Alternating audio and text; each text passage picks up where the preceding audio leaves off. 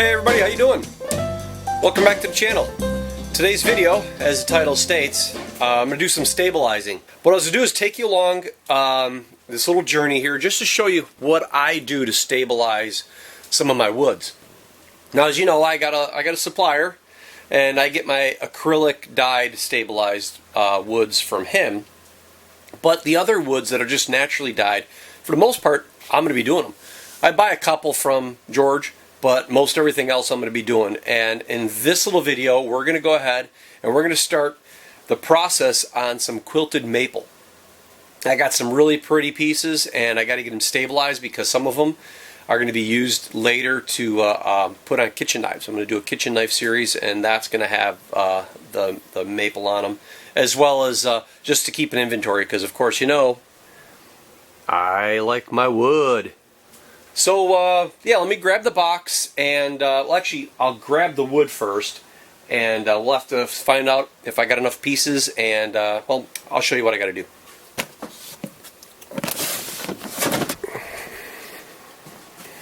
Okay guys, so what we have here is a bunch of quilted maple. As you can see, I got some really nice pretty pieces here. Really nice pretty quilted maple here. I've got this one right here, not as heavy as a quilt. It actually looks like it's got some eyes developing in it too. It's really nice. Look at that, some eyes right there.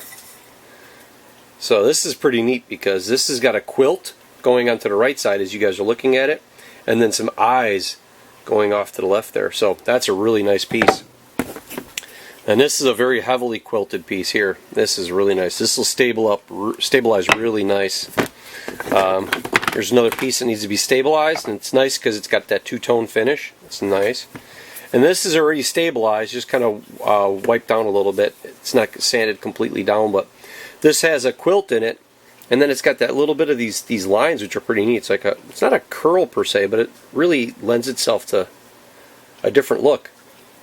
And then I've got a piece here too, a smaller piece. So, oh, and I got some palm too I'm going to do later as well, but as you see, I've got all this to do too, and this is what the quilt looks like on the side view, and this is what you would see. And now what I'll do is I'll throw a picture in this too. I did Ella's knife in this stabilized quilted maple. It actually came right from this piece here. So what I'm going to do next is I have to cut up the pieces that will be able to fit in the stabilizing unit, and I can get 8 blocks. 8, you know, like they're about 1.25 inches or 1.5 inches by about 1.25 inches by 5-6 inches. I can get 8 of those inside my stabilizing unit. But what I have to do first before stabilizing them, I have to get them cut up and in the proper size, and then I'm going to go ahead and throw them in the oven at about 150 degrees, and I'm going to leave them in there for the day. It's about 9 o'clock in the morning right now, so I'm going to leave those in there for the day at about 150, the lowest setting I can get. They'll sit in there for the day just to make sure they take out any moisture that they've absorbed, being, you know, the air and stuff. It's winter time now here, and it's raining a lot, so put them in there for a few hours, let them dry up, and then I take them out, and then I'll show you what the next step is. So let's get started.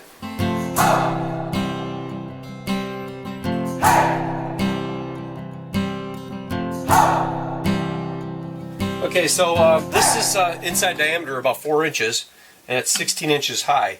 Now with this is I can fit as many as I can in the diameter part, but I have to leave about a 4 or 5 inch space up above here for the resin, because you'll see in a later video that when you start to vacuum, and I got an older video on my channel, if I can try to link it or something like that, or go back, and you'll see when you stabilize it, the resin gets really violent with all the air bubbles being drawn out of all the air being drawn out of the wood, and it gets a foamy head like you would in root beer or a beer or something like that. So you got to keep a space, what I call a head space here, for that to go, because you don't want it getting sucked up into the vacuum pump. So what I'm going to do now is just kind of play around with the pieces. And actually, you know what I have? I have this little stencil too. It's a piece of 1/4 inch Luan plywood type material. You can actually get pieces. I can set it down, and I can lay out what I think might fit inside the stabilizing unit, and what I can get inside there, and what I can't. And it's kind of nice to be able to do that. And already I'm going to get myself in trouble with these big pieces. I'm going to have some troubles with that, but like this, I can only get 3 pieces. So what I'm doing is I'm going to try to lay these out to get, 3 pieces inside here. try to get more than 3 because I can normally get 4 pieces. So if you did small pieces and you try to, it's like a little puzzle piece, you know, you want to see whatever you can do to get in here, like this and like that. But then this one's too big. This one would be too small. This is too big, too big. See, all these are going to be too big. This one might fit. So there we go. We got 4 possibly. So like I got 4 that I can do on that one. So these 4 would fit inside there. Because you know, once they absorb moisture, they're going to swell up and I can be able to pull them out of the tube. So I'm going to play around with these sizes a little bit, but it looks like I'm only going to be able to get 7 on this batch. That's going to be the minimum. I don't want to run it. It takes too much time to do all this, and you waste if you know if I got 2 batches of 7, well now I'm down 2 scales, and that's 2 blocks of wood, and that's not good. So I think that's where we're at. So I'm going to clean these up a little bit. I'll probably just trim a little bit off of these pieces of wood so I can get them in there better, and then we'll get them in the oven. Real quick, guys, I thought maybe I'd take a break for a second here, and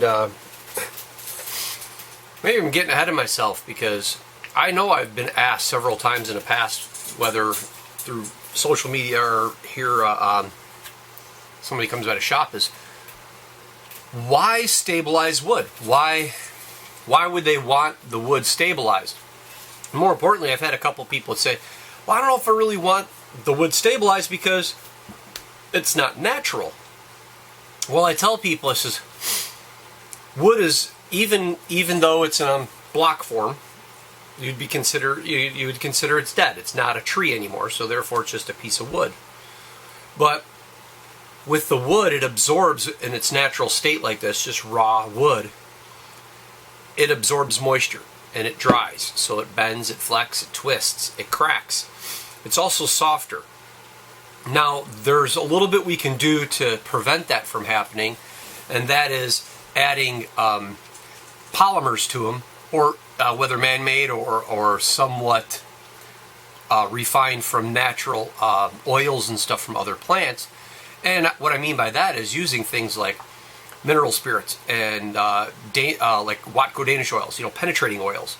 So mineral spirits, penetrating oils, and things of that nature, where the wood being porous, like maple in particular, this is why I wanted to stop and talk about this. Maple absorbs moisture really well. So I could, in essence, take this block of wood, glue it and pin it to a knife like a Montana, and shape it, and then take that knife once it's finished and dip it in the jar like I would for some of my other woods. Dip it in a jar and let it sit in there. Now, I've done that with mahoganies, I've done it with pecan, I've done it with apple and with red elm for testing and seeing what would be best.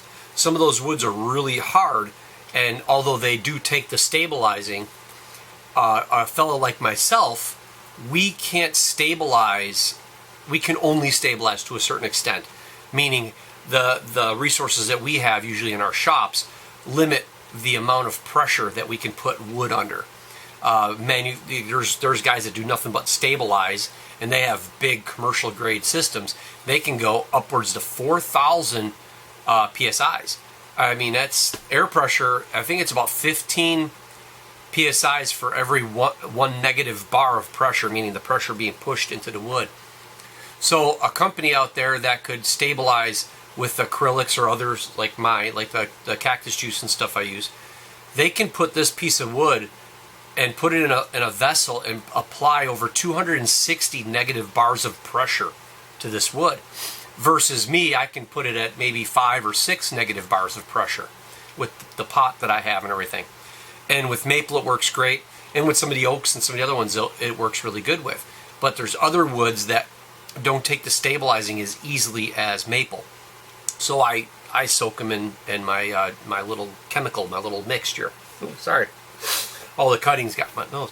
But the reason why, getting back to that, the reason why I stabilize is because it keeps the wood looking in its most natural state, what you see here, and gives you all the grains and the characters, but it doesn't give you the maintenance having to always oil the scales, because a lot of people, they have a romance with a knife, the look, how it looks on a picture, how it looks there, or even up to the point to what it looks like in a sheath. But then there's maintenance to a lot of them, especially those knives that are in 1095, 1084, 01. They have a tendency of, they rust. You've got to maintain those religiously. Same thing with raw wood. If you have raw wood, you have to maintain that knife. So that means not only are you oiling the knife, but you're also oiling the wood scales. So by stabilizing it, you don't have that concern anymore. So that's why I do stabilizing as much as I can whenever I can. The ones that I can't, I let the person know I can't stabilize this. You can do this, and they could pick a different wood, or they could choose the options that I'm doing, and everybody's chose those options. And so far, everything's been working out quite well.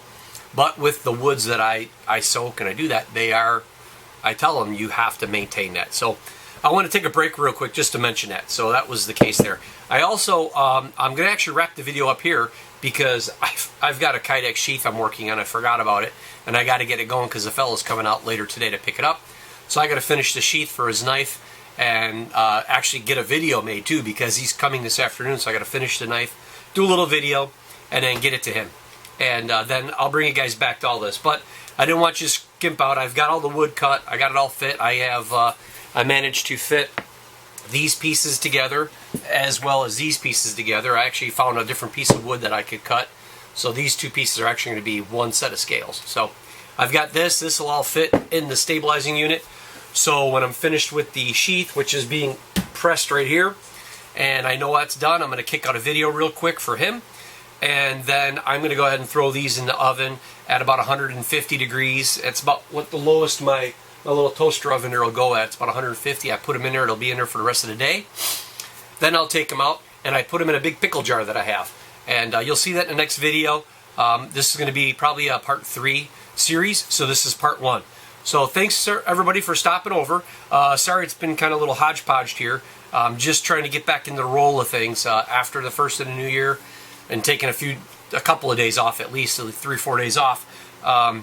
I wanted to get back in the roll, and of course it's hard to kind of fall into it if you're not a natural person that is camera related and stuff. I just have a problem with it sometimes. So anyhow, I appreciate it, guys. Thanks for all the support. Thumbs up to everybody. The shares, the likes, the subscribes, all that stuff. It's awesome. cknifeandtool.com, and jump over to patreon.com/cknifeandtool. Check out my Patreon stuff there. I try to make sure that everybody can have something as they get involved with it. So Patreon might be a changing, evolving thing depending on how many people I get involved in it. But other than that, thanks for stopping over again. I appreciate it. I'm going to go check on the supervisor and see what he's up to. Till the next video, we'll catch you then. Bye.